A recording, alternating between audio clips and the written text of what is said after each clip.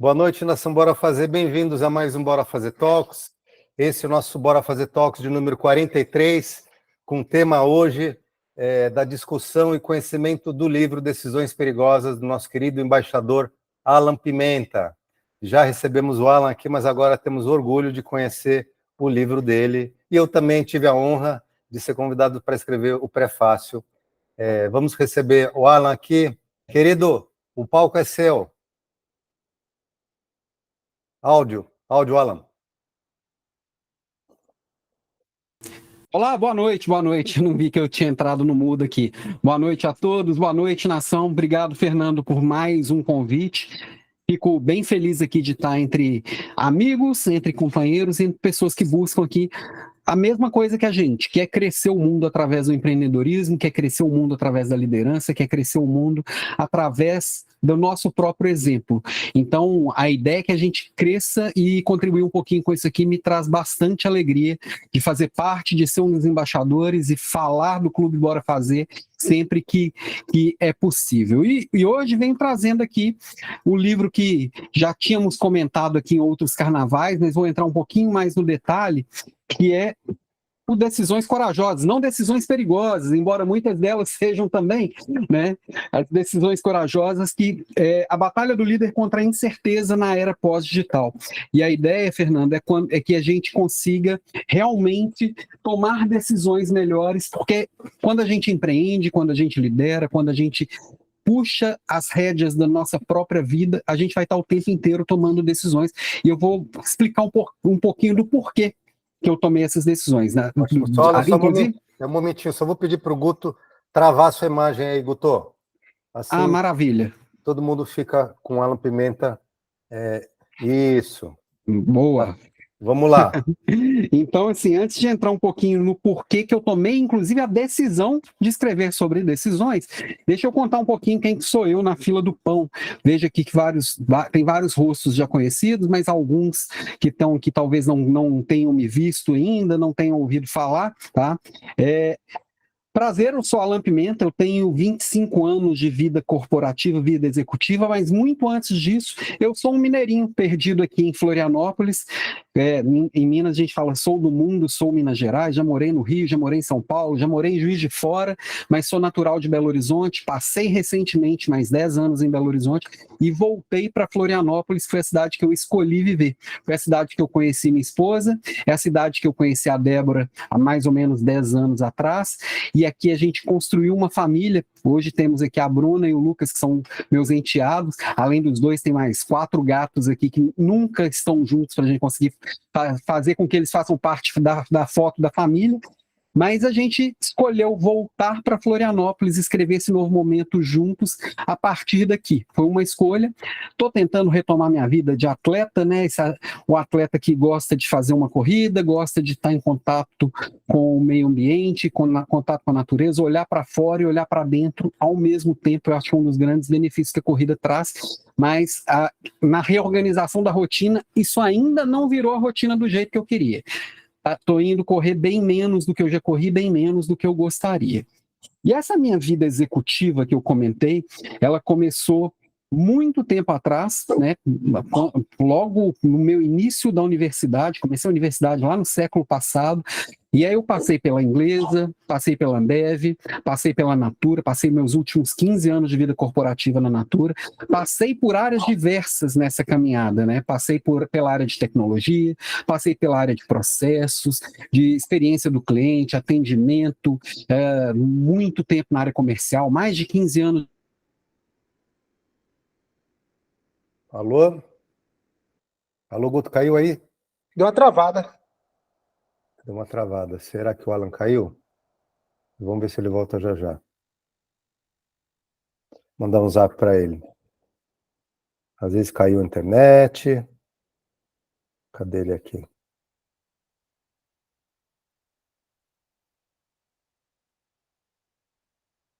Acontece.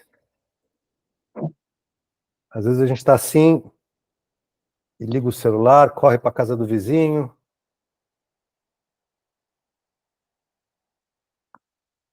Acho que ele está voltando, ele está ciente aqui.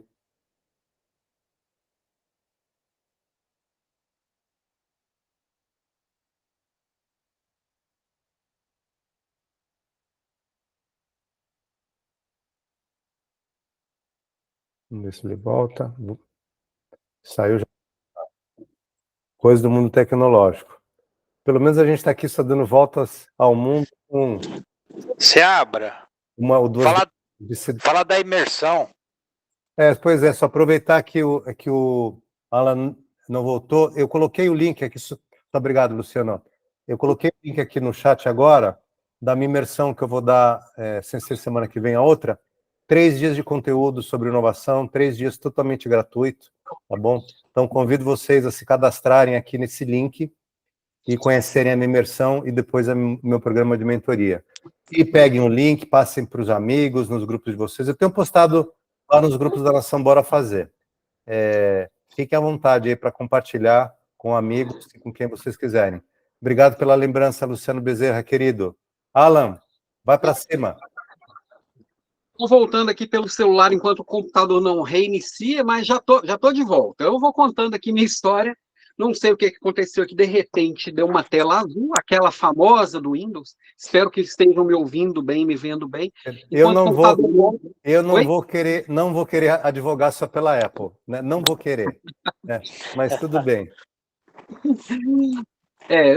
Pior que eu não tenho argumentos para contra-argumentar. Mas já tá reiniciando aqui e logo terei tela de novo. Mas, de qualquer forma, eu estava contando um pouquinho da minha história na vida executiva. Então, passei muitos anos em várias empresas, em várias áreas, e muito tempo eu ficava muito na dúvida se minha especialidade era logística, se era venda, se era experiência do cliente, o sucesso do cliente. No final das contas, eu cheguei à conclusão de que a minha especialidade, na verdade, é formar e desenvolver líderes. E aí eu comecei a trabalhar isso de forma mais profunda, comecei a me aprofundar, inclusive na parte teórica daquilo que eu já fazia com muita prática, né? Foram 23 anos desenvolvendo líderes, liderando outros líderes, formando líderes que não tinham nem essa ambição. Então, para mim foi muito natural. E eu sempre fui meio cabeçudo, sempre gostei muito de estudar e buscar referenciais teóricos para entender como que a vida funciona, como que o ser humano funciona, como essa liderança funciona. Então, criei a Academia de Desenvolvimento de Líderes. Nessa história toda, eu criei também aqui o podcast Papo de Líder, que já são mais de 800 episódios.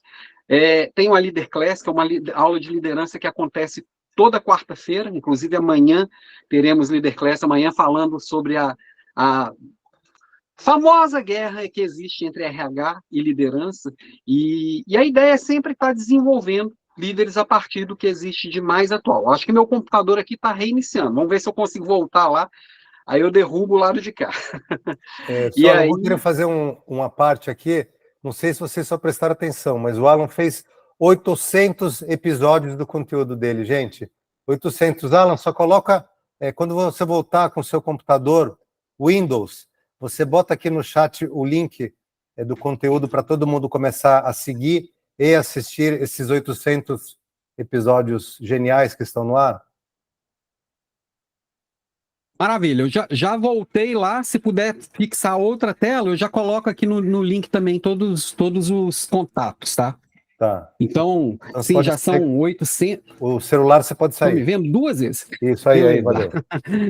Aí, já são sim 800 hoje foi 816 episódios, as aulas semanais também, amanhã vai ser a aula 132. A ideia é estar sempre trazendo o que tem de mais atual na liderança. Sempre trazendo o que existe de necessidade mais urgente, porque eu acredito de verdade que é através da liderança que a gente vai mudar o mundo. Todos os problemas que eu vejo pelos lados são problemas diretos de liderança, e eu acredito que dá para fazer bem diferente, né? Então, com isso também, desde o ano passado que eu saí da vida executiva em grandes empresas, estando lá batendo cartão todo dia, também estou com a consultoria, né? E aí, todos esses meus canais no podcast, nas redes sociais, você encontra aqui em alanpimenta.com.br. Estou mais presente no LinkedIn, onde sou um dos top voices, né? E estou compartilhando coisa o dia inteiro. E aí, desde o início, sou um dos embaixadores, com muito orgulho aqui do Clube Bora Fazer, consegui aqui construir várias fontes a partir desse conhecimento aqui. O networking é sustentável, ele é de verdade um diferencial, e a gente consegue construir pontes verdadeiras e construir conexões verdadeiras. Mas, para começar a falar de decisões, eu queria que vocês conhecessem a Dona Terezinha. Imagino que ninguém aqui tenha ouvido falar da Dona Terezinha, que infelizmente não está mais entre nós. Mas a Dona Terezinha é minha avó. Então ela tá aqui do meu ladinho de cá e do ladinho de lá, e aquele do lado dela ali sou eu devia ter uns 13 anos ali naquela foto, mostrando o quanto eu era musculoso. E por que eu trouxe minha avó, Dona Terezinha, aqui? Minha avó, ela nasceu no interior de Minas, num distrito da cidade de São Gotardo, num lugar que não tinha uma centena de habitantes. Ops, peraí que eu não consegui desligar o outro aqui até agora, eu estou me ouvindo. Ah, pronto.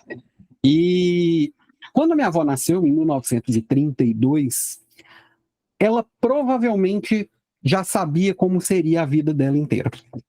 Pouco imaginava ela, imagino eu, né, na primeira infância e na adolescência, até na juventude, que ela, depois de uma certa idade, viria para a capital, porque as filhas dela, minha mãe e as irmãs, não teriam onde estudar por lá. Então veio minha tia mais velha, logo depois veio minha mãe, uma outra filha, e aí minha avó e meu avô vieram com a mais nova, em definitivo. Era uma coisa pouco previsível. Então, por que eu estou trazendo ela como referência? Porque provavelmente, durante toda a vida da minha avó, ela deve ter tomado menos decisões do que a maioria de nós que está aqui na última semana. Provavelmente nos últimos 7 dias, nós que estamos aqui presentes, cada um de nós tomou mais decisões do que minha avó durante a vida inteira. E aí, tudo isso a gente vai pensando por cada passo que a gente passa, por cada etapa que a gente passa da vida, o quanto esse número de decisões ele vai aumentando, né? Antigamente tudo era mais lento, dificilmente a gente ficava sabendo de coisas que aconteciam muito longe da gente, as coisas demoravam demais a chegar, mas, de certa forma, o mundo ele foi caminhando, e hoje a gente está chegando na era pós-digital, que se antes falava que foguete não dá ré, isso também já é passado, e tudo é até deixar de ser. Alan, não adianta a gente... Oi? Alan, você sabe que eu nunca achei brilhante a sua comparação. Eu nunca tinha me dado conta que as nossas avós tinham essa relação com a nossa necessidade de tomar suas decisões, mas é maluco só também pensar que sim, nós temos muito mais informações para tomar as decisões exponenciais. Exatamente. Que temos. Mas será que com a mesma qualidade? Porque elas têm que ser tomadas rápidas demais? E é disso que você vai tratar, eu acho, né? Bastante também, porque assim, a questão da qualidade, a questão da confusão, a questão do abrir... Tem um monte de detalhes, né? Porque nessa era pós-digital que a gente está vivendo uma era de muitos excessos, né? E tudo que a gente dá como certo, de repente fica incerto. Tudo muda e a gente... Tá vendo? Já virou até papo chato a gente ficar falando o tempo inteiro de que tá mudando tudo muito rápido. Isso a gente tá vendo, não precisa ninguém ficar falando, né? Você pode começar... E esse excesso de informação. Oi? Você pode pontuar, assim, só dizendo o que é a era pós-digital, né? Porque todo mundo vive digital. E talvez não fique tão claro só por que já estamos no pós-digital. Boa. O pós-digital é porque a gente vem há muito tempo falando que a gente está vivendo a era da informação. Desde a invenção dos transistores, que a computação foi invadindo inicialmente os negócios, as fábricas, as universidades, mas depois foi vindo para as nossas casas, a gente foi conectando mais essas informações, a gente foi tendo mais acesso à informação. Isso teve um ponto de inflexão e uma ruptura no momento que foi criado o smartphone. A gente já tinha conexão à internet, a gente já tinha telefone, já tinha telefone com acesso à internet, já tinha o BlackBerry já era bem comum, especialmente no mundo corporativo, mas a hora que veio o Steve Jobs, juntou isso tudo num formato simples, amigável e acessível para todo mundo, que foi o iPhone. E hoje, dificilmente alguém consegue ir numa loja de celular e comprar um celular que não seja nesse formato. O meu não é um iPhone, mas todos são um clone do iPhone, no final das contas. Porque aqui já não, ele faz de tudo, inclusive telefonar, que talvez seja a coisa que a gente menos usa hoje. Então o digital, ele passou a estar na palma da nossa mão e todo mundo está hiperconectado o tempo inteiro. E aí, como a luz elétrica, assim, Fernando, a gente não pensa em energia elétrica, exceto quando ela falta, quando ela para de funcionar. E o digital chegou num ponto que a gente nem percebe mais que a gente está conectado o tempo inteiro, exceto quando ele falta, exceto quando não funciona. Por isso que a gente já está no pós-digital. O digital já não é mais novidade, a gente não se assusta mais com tanta inovação, com tanta tecnologia, e todo dia tem aplicativo novo, e tem um equipamento novo, e a evolução ela já passa meio que desapercebida. Então agora nós já estamos vivendo a era que a gente lida com os reflexos disso.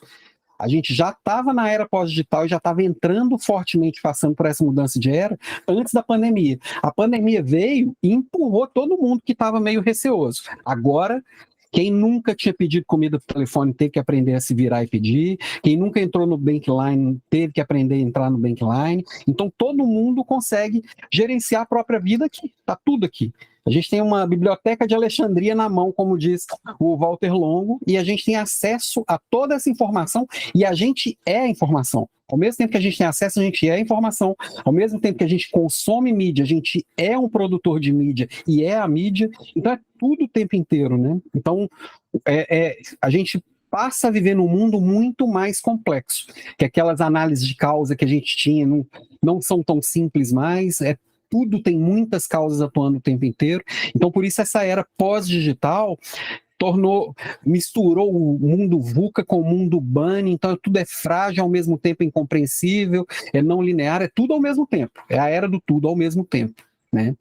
E, ao mesmo tempo, a gente está empurrando para o robô a atividade do robô, o que é dele sempre deveria ter sido dele, mas que a gente fazia, que é o trabalho repetitivo, que é a decisão simples, e está sobrando para a gente as decisões mais humanas. A humanidade ainda está na nossa mão e a gente precisa assumir isso. Então, resumidamente, a era pós-digital é isso, sabe? Alan, e uma era de... Oi, diga. Eu só queria compartilhar que eu sempre menciono na minha palestra algumas empresas.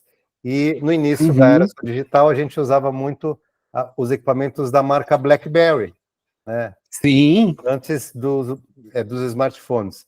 E semana passada, na minha palestra lá em Paraupebas, no Pará, eu ganhei de presente de uma pessoa muito querida que está aqui, a Kênia Sampaio, um BlackBerry. Olha que sensacional. E agora eu tenho um BlackBerry para mostrar nas minhas palestras. Obrigado, Kênia, querida. Maravilhoso. A gente teve, todo mundo teve, mas a maioria não guardou. Exatamente. E confesso que torci o nariz quando surgiu o iPhone. O BlackBerry é bem melhor. Eu digito sem nem olhar. Mas é muito legal esse teclado, cara. Muito legal. Verdade. Siga, desculpa. Bom, não, mas é isso mesmo, vamos interagindo. Então, nesse mundo pós-digital, a primeira coisa que a gente já comentou aqui, que nós temos muita informação. Ela é praticamente infinita informação. Se tem muita informação, também tem muita distração. Se tem muita distração, também tem muito ruído. No meio da informação boa, tem muita informação ruim. E no meio disso tudo também tem muita oportunidade. Acho que a gente nunca teve acesso a tanta oportunidade, a gente nunca enxergou tanta oportunidade ao mesmo tempo, né? Então, a gente não dá conta de tanta oportunidade e a gente acaba tendo muita oportunidade perdida, né?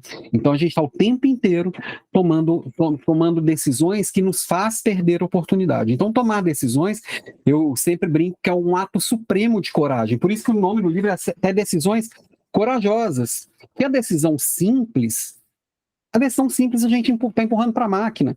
E a própria inteligência artificial está tomando algumas decisões até difíceis. A complexa, ela ainda bate cabeça. O que é uma decisão simples, uma decisão difícil, uma decisão complexa? Uma decisão simples um exemplo que eu sempre uso é fazer um bolo. Eu tenho lá a receita, sigo um passo a passo. Se o bolo deu errado, eu volto no passo a passo e entendo onde é que eu errei daquele padrão.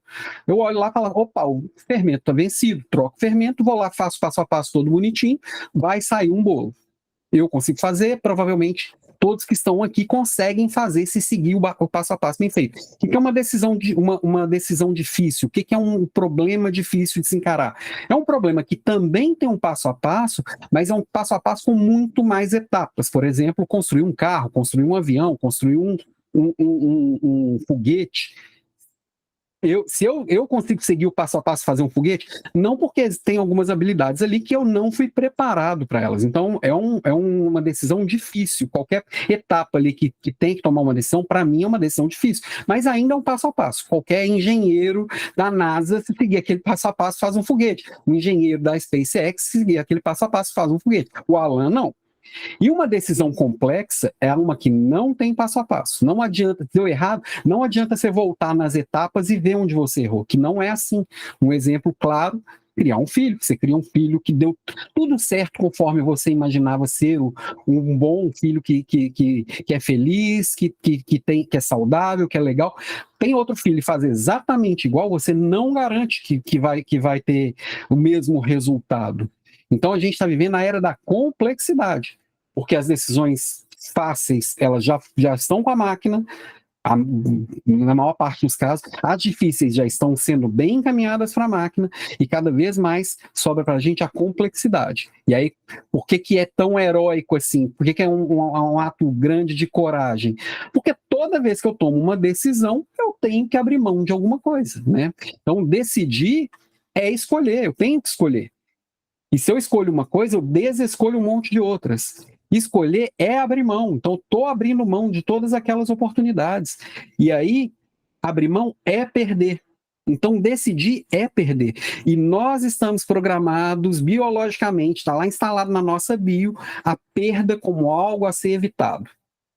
Neurocientistas dizem até que quando a gente abre mão numa decisão e algo do tipo, a sensação é de dor física. Então, é algo que a gente luta para não fazer. Então, a gente, biologicamente, de certa forma, a gente evita as decisões, porque gera uma dor física. A dor da perda é muito grande. A gente cresceu e se desenvolveu como espécie com muita restrição, e a gente, às vezes, ainda pensa muito na escassez.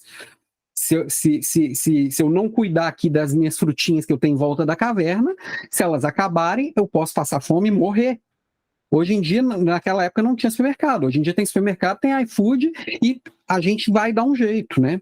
Então eu preciso ter essa flexibilidade e trabalhar o meu mental assim como trabalhar o meu técnico.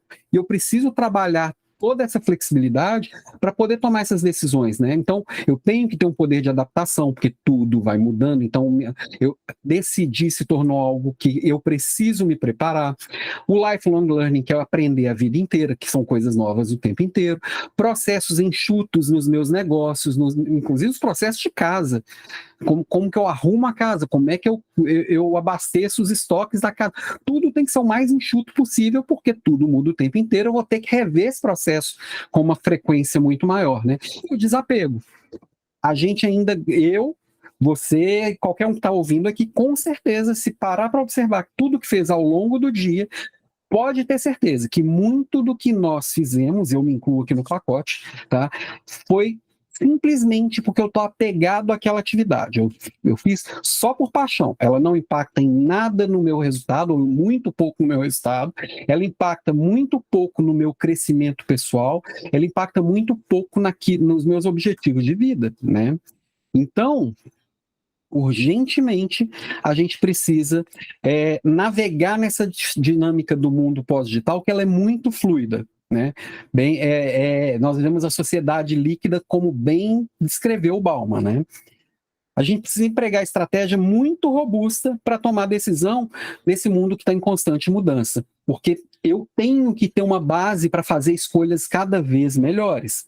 E eu preciso implementar e avaliar cada decisão dessas com precisão cirúrgica, porque não adianta só eu decidir, eu preciso implementar e avaliar para ver se deu certo ou não, porque eu tenho que realimentar a melhoria contínua, mesmo com toda essa complexidade, mesmo com causa e efeito, sendo uma coisa que não é mais tão simples quanto já foi. Não é que o PDCA deixou de ser importante. Eu continuo precisando analisar causas, só que uma causa sozinha, dificilmente ela explica um problema. Então, para transformar esse desafio em triunfo, eu tenho que dar uma olhada nisso tudo. Por isso que eu cheguei na ideia desse livro de decisões corajosas, porque eu trabalho muito a questão do desenvolvimento do líder e eu percebo que o que está fazendo muita diferença é exatamente o que eu escolho para fazer parte do meu dia, do meu mês, do meu trimestre, do meu ano, o que eu escolho para focar com a minha equipe, o que eu escolho para focar com a minha família. No final das contas, é tudo tomar decisões. E eu destrinchei o que não só teóricos do mundo corporativo, né, gurus do mundo corporativo, mas também filósofos, psicólogos, eu fui buscar até na teologia o que a gente fala de decisão. Então você vai ver que bastante eu navegando por muitos lugares quando eu falo desse livro, né? E uma coisa que eu gosto, eu sempre vou trazendo algumas frases de impacto, porque que é a hora que a gente para dar uma pensada. Então no meio do livro tem várias delas assim, né? Então uma delas assim, a tomada de decisão ela pode ser difícil, mas com as estratégias e ferramentas certas, você pode se tornar um líder mais confiante e bem-sucedido. E a ideia é essa, a gente desenvolver o nosso jeito, cada um entender quais são as ferramentas que fazem sentido para mim, qual a estratégia que faz sentido para o meu negócio, seja eu dono de uma startup, sendo um MEI prestador de serviço, de um pequeno serviço, sendo um autônomo, sendo um funcionário de uma grande empresa, um funcionário público, não interessa. As ferramentas são as mesmas, as estratégias são as mesmas, eu só preciso ir lá e entender qual que faz sentido para mim no momento e dominando algumas que são ferramentas e estratégias e métodos cada vez mais complexos, né? Ou qualquer coisa a gente vai fazendo difícil até ele ficar fácil, para depois assumir um outro difícil até que ele fique fácil, e assim a gente vai evoluindo, né? E por um motivo meramente didático, eu dividi o livro em 3 partes, tá? A preparação para tomada de decisão, a estratégia para tomar a decisão e a implementação e avaliação das tomadas de decisão. Por que eu falo que é basicamente didático? Porque, como eu falei, que está tudo acontecendo o tempo inteiro e a gente está decidindo o tempo inteiro, a gente está nas 3 etapas o tempo inteiro no dia, na vida, né? Então, esse olhar de que eu preciso, agora eu estou implementando uma coisa, mas já estou decidindo outra e já estou fazendo escolhas num nível mais avançado em outro. Isso tem que existir com uma certa clareza. Eu não vou passar aqui nos detalhes, mas são 12 capítulos que eu fui navegando de uma forma muito prática. Quem já está acostumado a ver minhas aulas e me acompanhar no dia a dia sabe que eu sempre tento simplificar e trazer tudo de uma forma muito prática, tá? Quem entrar lá no lidercorajoso.com consegue, inclusive, baixar as 50 primeiras páginas do livro, que tem aqui a introdução, tem o prefácio que o Fernando escreveu com muita gentileza e muito carinho por mim, tem o primeiro capítulo, dá para ter acesso a bastante coisa, esse índice completinho com todos os capítulos, lá no lidercorajoso.com dá para comprar o livro, enfim, dá tudo por lá. O que eu queria mostrar aqui? Deixa eu seguir. Agradeço se alguém postar o link aqui no grupo, tá bom, gente? Ah, ótimo. Lidercorajoso.com, bem simples assim. E tem um QR Code aqui, sempre caminhando aqui pelos lados, que também leva para lá, tá? Perguntaram aqui, Alan, perguntaram se você vai lançar também a versão audiobook. Boa, tá, já era para eu ter começado a gravar, tá? Mas foi acumulando uma série de outras coisas. Eu tive bastante trabalho aqui com consultoria, tinha alguns projetos que eu precisava entregar, alguns processos que estavam sendo revistos em alguns parceiros, e na semana que vem, quem está me acompanhando aqui de perto já sabe também que eu vou ter um desafio, né? Que eu faço uma semana direto de aula. Na semana que vem eu vou ter um desafio ao longo da semana. A ideia é logo depois do desafio já fazer essa gravação. Imagino que final de abril, essa versão em áudio já vai estar pronta. Tá? Ótimo. O Etienne só postou o link aqui específico. Tá bom, gente? O link que o Etienne só publicou aqui, que é o link correto para baixar o livro. Maravilha. Bom, que o grande ponto, assim, quando eu penso em tomada de decisões, Fernando, e demais colegas, é que, assim, essa questão da complexidade é um tema, ela veio para ficar. Se eu pegar lá o Manifesto Ágil de 20 anos atrás, que a gente fala de modelos ágeis como se fosse uma coisa de ontem, né? Esqueci quem que veio aqui para falar de modelos ágeis, e temos alguns especialistas aqui no nosso clube. 20 anos atrás a gente já falava, ó, o mundo é complexo e eu preciso desenvolver um modelo mental para lidar com complexidade e também processo para lidar com complexidade. Então, isso de um problema ter várias causas, uma dessas causas sozinhas não gera o problema, a outra sozinha não gera um problema, mas as duas juntas podem gerar esse olhar de complexidade, a tendência é piorar, é aumentar, já que cada vez mais tem tanta coisa influenciando e influindo, né? E aí a gente começa a olhar cada vez mais também para os negócios como organismos vivos, que tem várias coisas acontecendo ao mesmo tempo. Quando a gente pensa num organismo vivo, seja uma ameba, seja um ser humano, a gente percebe que a questão da hierarquia não é tão clara, mas os processos e os papéis e as responsabilidades são claríssimos. Então a gente precisa dar clareza e transparência também nos nossos negócios. Pensa no corpo humano. Quem é que manda mais? Quem que é o chefe? É o pulmão? É o coração? É o cérebro? Quem que é?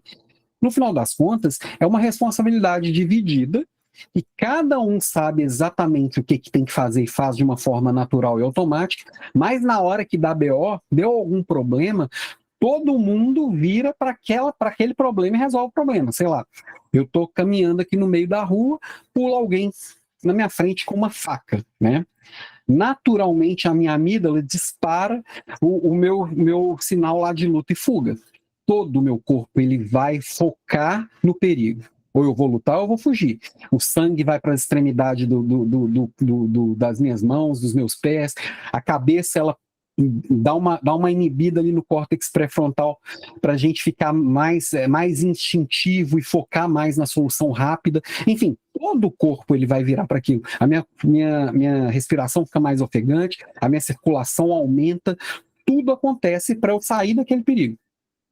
Alguém que mandou ali? Não, cada um fez o seu papel. Quem disparou, que a amígdala é um nadinha dentro do todo, mas nessa hora ela fez o papel dela e todo mundo recebeu o recado e foi naquele sentido. E as empresas qualquer negócio, menores ou maiores, vem caminhando por esse sentido. Por que as startups, por que os negócios menores, eles vêm conseguindo ganhar espaço tão rápido? Que eles já nascem com essa mentalidade de tudo conectado, já nascem com a mentalidade que não é linear, que é exponencial, e já conseguem antever isso de uma forma muito mais rápida. Muitas empresas que são hoje gigantescas, elas têm estruturas ainda muito amarradas, sistemas de comando e controle muito lentos para tomar decisões num mundo que a gente precisa dessa decisão rápida, tá? Outro ponto é que com essa questão do organismo vivo, assim como os meus sistemas internos, eu tenho um sistema respiratório, eu tenho um sistema digestivo, eu tenho um sistema XYZ nervoso, e cada um deles é formado por vários grupos de células, de átomos e de tudo, eu vou me conectar também a pessoas e não tem mais aquele super-herói, aquele líder super-herói que é o cara que resolve tudo. Não, são as grandes redes que vão se destacar a partir das conexões. Por isso que movimentos como esse aqui do Clube Bora Fazer, que tem pessoas que estão transformando o mundo através dos negócios e construindo soluções para os problemas de hoje da nossa sociedade, as conexões elas fazem muita diferença, porque eu não tenho todas as respostas, ninguém que está aqui tem todas as respostas, mas juntos a gente pode achar todas as respostas. A minha fragilidade pode ser a sua fortaleza. E aí, a hora que a gente se conecta, a gente vai formando essas alianças estratégicas e vai enfrentando os problemas. Odilon, levantou a mão, quer fazer uma pergunta ou comentário, meu amigo? Eu quero que eu já estou desde o início louca para perguntar um negócio e eu já estou aqui agoniado. Talvez até tu já respondeu ali na metade, no início, tá, amigo? Não tem problema. Boa noite, galera. Boa noite. No teu livro, tu diz assim, ó, onde a incerteza é a única constante, emergem corajosos líderes para navegar os turbulentos mares dos desafios empresariais contemporâneos. E esses tempos eu fui num TEDx e eu ouvi uma frase o seguinte, né? que existe uma linha muito tênue entre a coragem e a burrice. E eu queria saber de ti, como que tu vê essa linha, se tu vê essa linha entre a coragem e a burrice na hora de tomar uma decisão, amigo. Boa, boa. E muitas vezes o que parecia ser coragem depois se revela burrice também, tá? Sabe? Não tem uma fórmula mágica para isso não, Odilon. O grande ponto é assim, quanto mais a gente se prepara e a gente entende que existem riscos calculados e a gente entende que muitas vezes tem muita informação e, ao mesmo tempo, muita falta de informação, que é igual Sócrates dizia, né? Só sei que nada sei. Quanto mais a gente sabe, mais a gente tem consciência do que a gente não sabe. Então, parece que está sempre faltando a informação para a decisão perfeita, vamos dizer assim. Então, sempre tem um quê de burrice na nossa coragem, mas também sempre tem que ter um quê de sabedoria. A burrice é só se eu fosse sem olhar para nada, sem ter me preparado. Seria, por exemplo, eu chegar lá agora no hipódromo e vou botar todo o meu investimento que está no banco apostando num cavalo. É corajoso? Se eu soubesse muito sobre cavalo e entendesse que ali tinha uma probabilidade alta de ganhar, seria corajoso. Agora, eu não entendo absolutamente nada de corrida de cavalo. Aí é burrice. Eu estou arriscando tanto quanto o outro que entende. A diferença é que eu não tenho nenhuma base para isso. Então, a diferença é na base. É como que eu me preparo para as decisões que eu vou tomar. As decisões que eu tomo hoje, elas são reflexos de tudo que eu fiz na minha vida inteira até chegar agora. Tem coisas que eu consigo me arriscar e intuir de uma forma muito mais sábia. Então, sei lá, eu tomar uma decisão rápida, sem analisar nenhum número, relacionado a gestão de equipe, relacionado a uma estratégia comercial, relacionado a uma estratégia de logística, que são áreas que eu vivi muito tempo, eu confio bastante no meu instinto e tomo sem fazer essa análise. A probabilidade de eu acertar, eu sei que é alta, eu tenho essa base. Agora, se me chamar aqui para tomar uma decisão, sei lá, de um hospital referente a salvar vidas de crianças, putz, eu não posso tomar essa decisão sem fazer uma análise mais profunda, porque eu não domino aquilo ali. Então, acho que tem muito a ver com o que eu já tenho e o que eu estou enfrentando, sabe? Então, por isso que não tem resposta rápida. E tem muita coisa que eu vou confiar na minha intuição e depois vou olhar, fiz besteira. Mas a besteira talvez tenha sido menor do que eu ficar parado para decidir. Então, decidir não é só analisar. Eu deveria, sim, sempre que possível, analisar, olhar, me direcionar pelos dados, conectar todas as informações possíveis. Mas no dia a dia, no pau quebrando que a gente está, no moedor de carne que a gente está às vezes é na intuição mesmo. Intuição, para alguns pode até representar algo místico e tal. Mas se a gente entender que muito da nossa intuição vem do nosso subconsciente, do que a gente acumulou de repertório até hoje, isso vai dar uma base para burrices menores. Embora ela esteja sempre ali esbarrando, e o dia que eu fizer alguma besteira, eu prefiro fazer a besteira de decidir e enfrentar o problema do que a burrice de não enfrentar. Ok? Respondi, Odilon? Respondeu, super respondido. Obrigada. Maravilha. Tem o Etienne de mão levantada também. Etienne, o áudio, Etienne. O áudio. E a gente continua depois. Vai lá. Toca. Só complementando no mundo que você está comentando, que nós estamos vivendo de tanta informação simultânea, né? Tanta inovação todos os dias, a possibilidade de erros ainda se torna muito grandes, né? Porque muda tudo com muita rapidez e não temos tempo de absorver tanta informação para poder tomar decisões tão acertadas, né?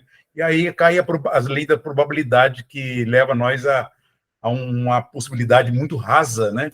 Porque probabilidade é algo que não tem como você controlar, né? E a verdade exatamente, não é absoluta, né? Então, é bem complexo. Perfeito, Etienne. Nesse mundo que a gente vai estar decidindo, muitas vezes sem ter todas as informações, ou outras vezes com informação em excesso, a gente vai errar.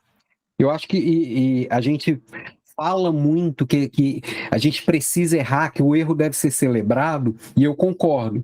Só que muitas vezes a gente deixa isso até um pouco meio raso. A gente tem que celebrar o erro, mas a gente tem que aprender com esse erro. E a gente tem que tratar com muito rigor os erros por imprudência. Né?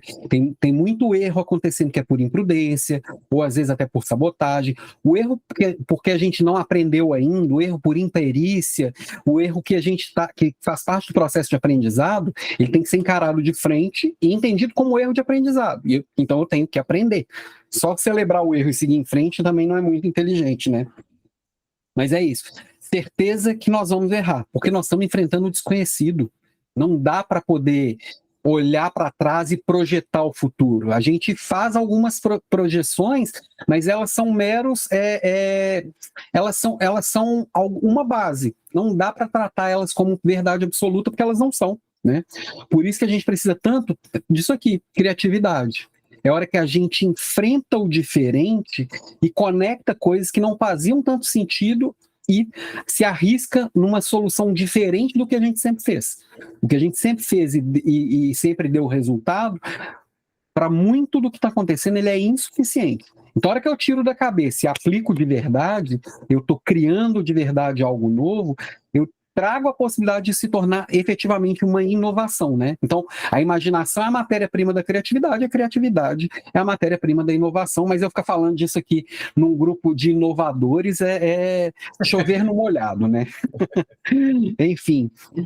E aí, a tão temida intuição que eu já até comentei um pouco. Parece que se eu sou um especialista em tomar decisões, eu estou o tempo inteiro ali abrindo minha planilha de Excel, abrindo sistemas, rodando um modelo preditivo e estatística no nível máximo.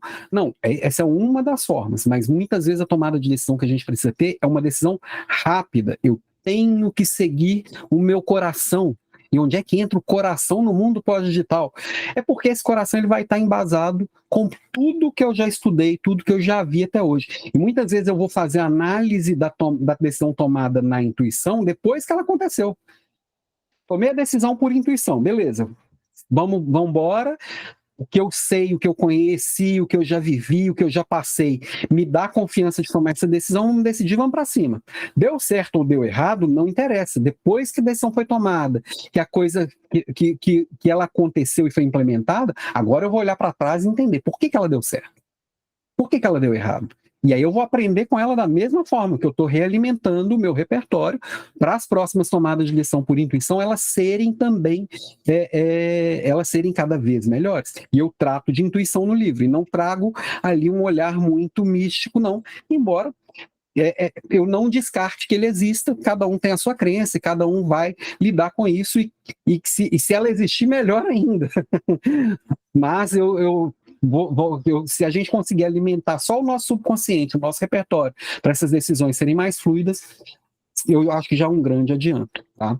E um ponto extremamente relevante quando a gente fala de tomar decisões é a comunicação.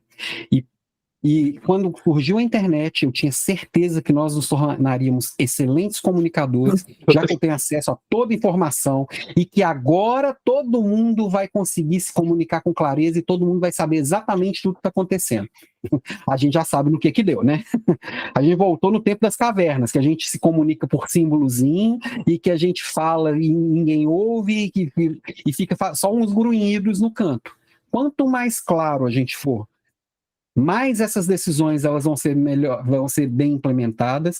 Quanto mais claros a gente for, mais as pessoas têm elementos para tomar decisão, e eu preciso que a minha equipe, todo mundo tenha poder de tomar decisão. Não dá mais para centralizar a decisão no chefe, não existe isso é travar qualquer negócio, pequenos, médios e grandes, e muito antes, além da clareza, eu tenho que trazer também transparência.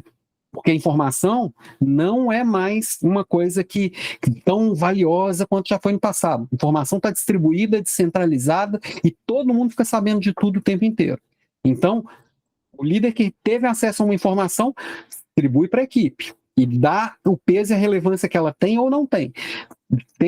A questão é estar o tempo inteiro comunicando para todo mundo ter o máximo de elementos possível para tomar a decisão. E aí a gente entra na questão do lifelong learning, porque novas tecnologias aparecem o tempo inteiro, método novo aparece o tempo inteiro, problemas novos aparecem o tempo inteiro, a nossa cultura está mudando o tempo inteiro enquanto sociedade, os problemas que são urgentes e importantes, eles mudam o tempo inteiro, então é papel meu, seu, de qualquer um de nós, está também aprendendo o tempo inteiro. E está aprendendo o tempo inteiro não é emendar uma pós-graduação na outra. É fazer o que nós estamos fazendo aqui, que é estar num grupo de pessoas que também estão buscando crescer, é se provocar a consumir coisas diferentes daquelas que consumiria naturalmente, é se provocar a enfrentar coisas mais difíceis e desafiadoras do que as que está enfrentando atualmente, é cada um de nós entender qual que é a melhor forma de aprender e tentar buscar melhorar cada vez mais o como eu aprendo. Então, não adianta, por exemplo, eu descobri que o meu modo melhor de aprendizado é um modelo autodidata, que eu vou conectando muitas coisas, eu tenho um déficit de atenção que me exige isso, eu não consigo pegar uma coisa e olhar ela profundamente até o final. Eu preciso conectar várias coisas ao mesmo tempo. Ao mesmo tempo, eu tenho um modo focado de absorver conteúdo, que é muito visual, por isso que eu enfio um monte de desenhozinho na minha tela aqui, porque é o jeito que eu gosto, naturalmente a gente tenta levar para o outro que a gente gosta. O meu jeito de processar, o meu sistema representativo de processar e conectar coisas é o auditivo. Então, por exemplo, eu ouço muito podcast e a hora que eu consigo muitas vezes juntar ideias que não estavam fazendo muito sentido, e eu já entendi também que o meu jeito de criar é o sinestésico. Então, muitas vezes quando eu estou correndo, tomando um banho, é a hora que surgem o resultado de todas essas conexões que eu vou fazendo o tempo inteiro. Então, essa história também que a gente fala, eu sou visual, eu sou sinestésico, eu sou auditivo, todos nós somos os três, só que cada um cumpre um papel. Então, no meu caso, o visual é para absorver, o auditivo é para processar e o sinestésico é para criar. Então, eu estou o tempo inteiro utilizando os três, eu estou o tempo inteiro estimulando os três, porque eu tenho que aprender todos os dias, tá? E aí, por isso que também no livro, eu achei que estava logo ali em seguida, eu trouxe no final de todos os capítulos, acho que eu tenho aqui para colocar na tela, uma seção que chama Presta Atenção. Aí eu trouxe aqui toda a minha mineiridade, né? O Presta Atenção, eu trago as 10 principais ideias, as principais reflexões do capítulo. Então, o capítulo que a gente acabou de ver, quais são as 10 principais ideias? E para cada uma dessas ideias, tem ali uma atividade para você colocar em prática no dia. Quem frequenta aqui as Leader Class, estou vendo aqui que está presente aqui a Vivi, que é uma das minhas mentoradas. Vivi já participou de vários programas aqui da Academia de Desenvolvimento de Líderes, ela está bem acostumada com isso. Trouxe aqui uma ideia, trouxe aqui uma aula, trouxe aqui um conceito, bota em prática, se não, se perde, se não tem prática, não vira conhecimento. E aí no final das 10 ideias e etc., eu também trago um aprofundamento. Porque suponhamos que o tema deste capítulo é um tema que, assim, isso aqui eu preciso me desenvolver mais. O livro foi pouco. É óbvio que eu não fiz um tratado mundial e definitivo de tomada de decisões em 200 e poucas páginas. Não está tudo aqui. É óbvio que não. Eu trouxe aqui de uma forma prática e organizada. Mas você pode ir lá no final do capítulo e falar, eu quero aprofundar neste tema. Vai ter ali alguns 5, alguns 6, alguns 10 sugestões de leitura para que você possa aprofundar naquilo ali. Esse ciclo de aprendizado seja realmente ao longo de toda a vida, né? Então, trago também sugestões de leitura. Enfim, quando eu vim aqui pensando sobre o que eu apresentava para vocês aqui sobre o livro é um resultado de muito tempo de estudo sobre o tema e de como eu organizo o que eu percebo que acontece não só comigo, mas com outros líderes, outras formas de tomar decisão, e como que isso foi sendo tratado, tanto na literatura quanto na prática mesmo, no dia a dia, né? Que em cada decisão nós moldamos não apenas o nosso destino, mas o destino daqueles que nos cercam, e isso aqui também é uma das frases que eu trago aqui do livro, e espero de verdade que eu tenha contribuído com cada um de vocês. E estou aberto a críticas, dúvidas, sugestões, enfim, fiquem à vontade para perguntar. Foi isso que eu preparei aqui para vocês hoje. Oi. Alan, eu postei hoje uma foto de uma página do livro, está na página 181, só uma frase que eu sempre falo, não é que não existe desenvolvimento sem conflito, que é o Startup Way of Life, né? Errar rápido e errar barato. Essa frase diz o seguinte: só conflitos são oportunidades disfarçadas, eles são as chances de aprender, crescer e inovar. Isso, eu vou ler essa frase, eu tenho certeza que metade das pessoas aqui pensaram, essa é a coisa mais óbvia do mundo, né? Mas não é óbvio porque a gente não vive assim. Então, o óbvio tem que ser repetido. Peço que todo mundo acesse depois desse meu story, poste também. Essa aqui, ó. Se isso aí é para imprimir e colocar na parede do home office. Vou chamar a Silvia. Silvinha? Oi, Silvia. Bom, primeiro, parabéns aí pela dinâmica, né, e pelo despertar. Quando você fala assim, a coragem para tomar a decisão, e a coragem para... vocês começaram dizendo da nossa ancestralidade, né? Como é que os nossos ancestrais se posicionavam, o que nós temos hoje de posicionamento e de informação que eles não tinham, e a informação que eles tinham e se perdeu no caminho, né? Eles tinham, para mim, mais clareza do que nós, apesar de não ter o acesso que nós temos, eles tinham a visão que nós não temos e a clareza que a gente às vezes não tem. Então, o que eles tinham? Informações mais sólidas do que nós hoje. Apesar de a gente ter muito acesso, a gente tem muitas informações que muitas vezes, ao invés de nos trazer para um caminho mais assertivo, nos tiram do caminho. Dentro desse posicionamento, Alan, qual a melhor colocação para que a gente possa errar menos, mas não no sentido de errar da aprendizagem, mas no errar porque pegamos informações totalmente distorcidas e que não tem estrutura de veracidade. Excelente ponto, Silvia. Um outro ponto, e a resposta está exatamente no ponto que faltou no seu diagnóstico com relação à nossa ancestralidade, os nossos pais e avós, que era o seguinte: eles tinham poucas opções para decidir. Quando a gente trabalha, e aí, por que eu estou falando que essa é exatamente a resposta? Porque hoje a gente tem muita opção. E qualquer coisa que você for decidir, você vai ter opções de todos os tipos e possibilidades possíveis. Quando você, primeiro, reduz a quantidade de decisões que você tem que tomar. Como? Escolhendo quais são os pontos que eu vou focar na vida, no trabalho, etc. Não dá para eu querer tudo, é impossível, tudo é muito. E tem muita gente adoecendo literalmente, tem muita gente morrendo literalmente, porque não quer tudo, quer fazer tudo. Ainda fala, eu não estou dando conta de tudo, tudo é muito. Quando eu vou reduzindo isso, vou parando, vou eliminando coisas, né? Aí eu começo a também educar o meu olhar para esse monte de ruído e distração que vai aparecendo no caminho, eles também vão sumindo. E aí, na hora de tomar a decisão, também, como eu fui eliminando os ruídos, eu tenho bases mais sólidas. E aí, de onde que eu vou buscar essas informações? Também vou eliminando aquilo que tem um impacto menor, aquilo que tem uma credibilidade menor. E aí, a questão é sempre você jogar tudo no funil. Todas as possibilidades, todas as decisões, todas as fontes. E aí você vai eliminando para isso conseguir ser leve. Uma das grandes bandeiras que eu trago quando eu falo de liderança, que uma coisa que me preocupa muito de conversar com líderes, excelentes empresários, excelentes inovadores, é perceber que muitos deles estão adoecendo e estão, assim, ladeira abaixo com relação à saúde física e mental, é exatamente por causa desses excessos. Uma das grandes bandeiras que eu levanto é exatamente de que não precisa ser pesado. Uma das coisas que, olhando também para a nossa ancestralidade, não precisa nem ir tão longe assim. Eu brinquei que eu fui na universidade no século passado, né? E terminei minha universidade na virada lá no bug do milênio.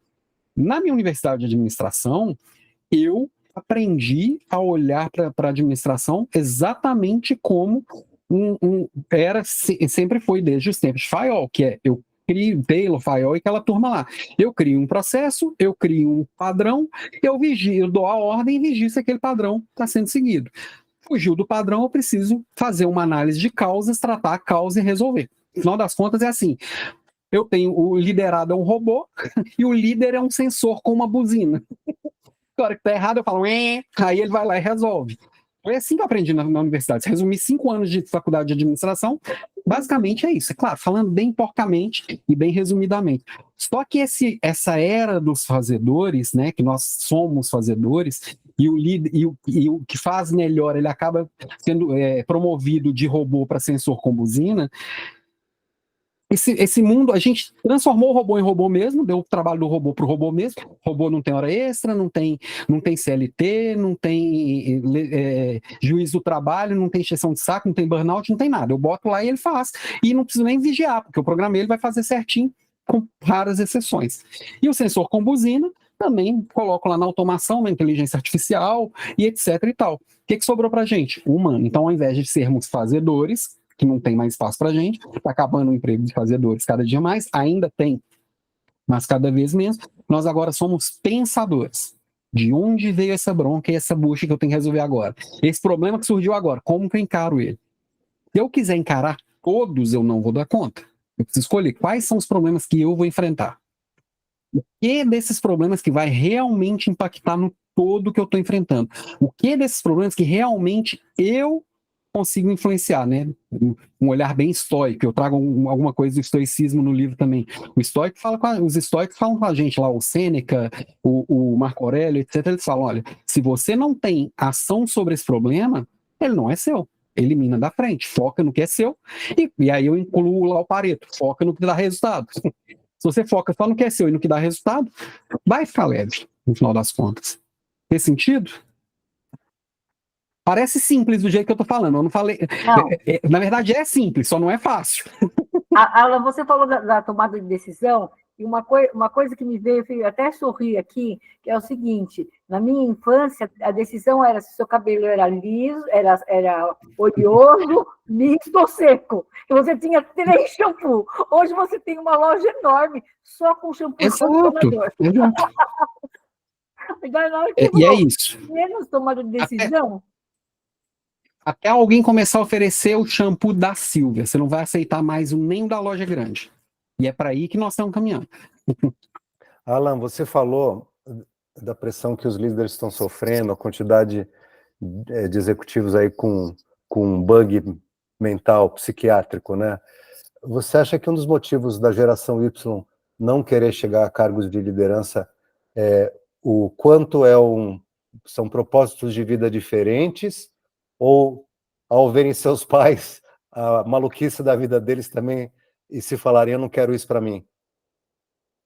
Os dois, com a mais absoluta certeza, porque como a gente mudou de era muito rápido, a gente ainda tem essa mentalidade industrial muito, muito implantada, muito fincada na nossa sociedade, sabe? Então essa questão de fazer pressão para chegar na meta, coloca uma meta mais alta que as pessoas vão, essa coisa ainda que é muito do modelo de comando e controle, isso ainda está muito entranhado, né? Então, quando você olha para alguém da geração Z, que olha para o todo e enxerga esse monte de possibilidades que existem, por que cargas d'água eu vou nessa que vai me matar? Nessa que eu tô vendo adoecer as pessoas? Não quero. Só que eu acho que também estamos passando por uma transição. Eu sou um eterno otimista e acredito que sim, esses modelos de gestão, eles estão passando por uma transição que é necessária, como tudo no Brasil, às vezes demora um pouco mais a chegar, mas não tem outro caminho. Assim, não é questão de se vai chegar, a questão é de quando vai chegar. Porque se esse modelo só funciona para a máquina, eu já deleguei tudo para a máquina, o que adianta eu colocar 30% a mais de meta e fazer pressão em cima de uma pessoa? Não adianta. Eu preciso ter alguém que está ali inteiro para tomar decisão. Eu não consigo tomar uma decisão de qualidade se eu, ao invés de fazedor, agora eu sou um pensador. Eu não consigo pensar com qualidade se eu estou brigado com a minha esposa, se eu estou sobrecarregado porque meu chefe está fazendo pressão, se meu filho está doente na escola, se meu time perdeu ontem à noite. Tudo influi. Tudo influi.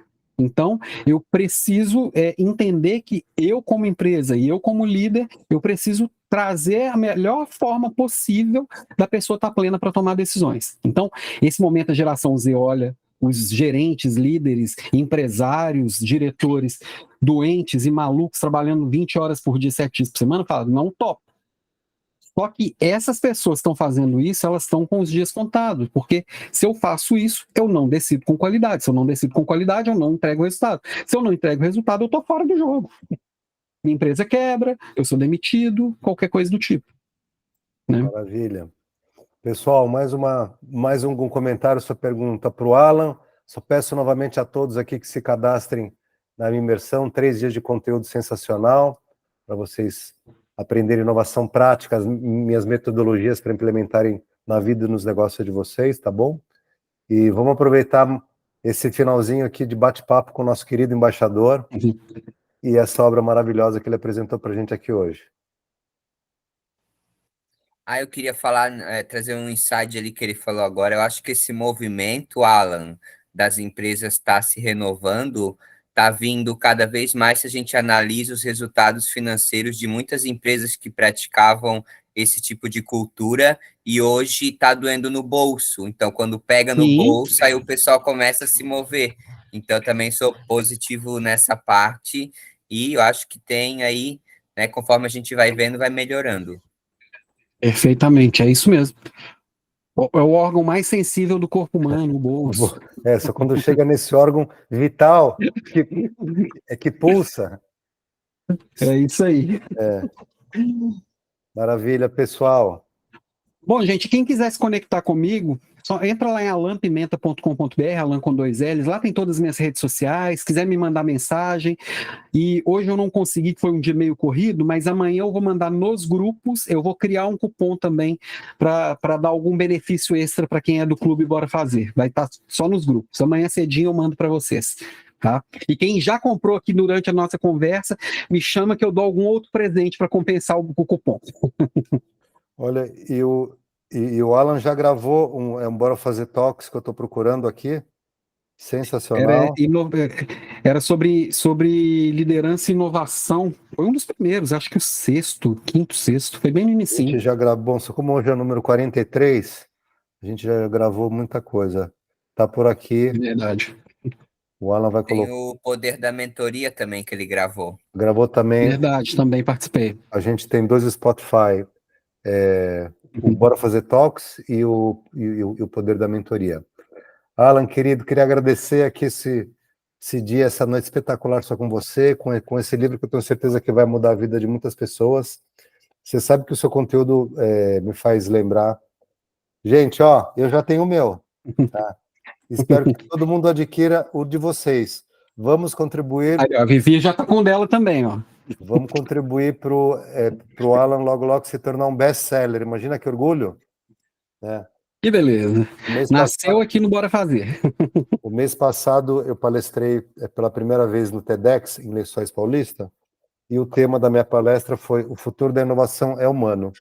E o Alan, como eu, ele tem essa visão humanística da gestão, que por mais tecnologia que a gente tem que saber melhor gerir e se interrelacionar só com as pessoas. Então, só quando ele me convidou para contribuir aqui de uma forma muito singela, mais carinhosa da obra, eu fiquei muito honrado, porque isso aqui reflete a minha forma de ver o mundo também. Então, não tinha feito esse agradecimento ainda, Alan, faço aqui na nossa Nação Bora Fazer, para você saber o quanto que significa para mim só participar disso. Fico muito honrado, tá bom?